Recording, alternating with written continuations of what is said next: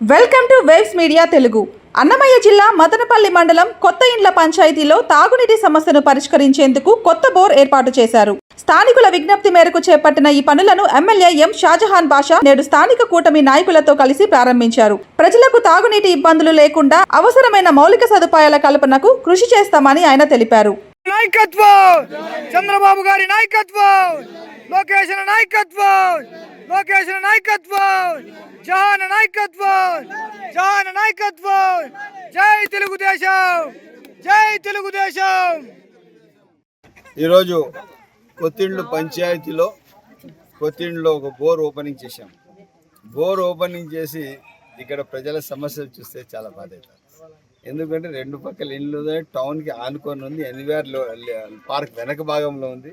వీళ్ళకి ఏమాత్రం అభివృద్ధి జరగలేదు. దాదాపు ఇప్పుడు 50 లక్షల రూపాయలు ఇచ్చాము.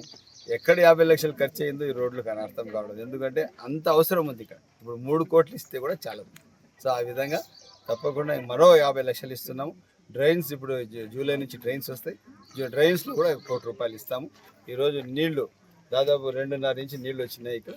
ఈ నీళ్లు కొత్తిండ్లు ప్రజలకి, ఇక్కడ ఉన్న ఏరియా ప్రజలకి అంకితం చేస్తున్నాం. ఇంకా వీళ్ళ సమస్యలు ఏమన్నా తప్పకుండా పరిష్కారం చేస్తాం. నిత్యం ప్రజల్లో ఉన్నాం, ప్రజల్లోనే ఉంటాము. వాళ్ళ సమస్యలపైన పనిచేస్తాం. నమస్తే.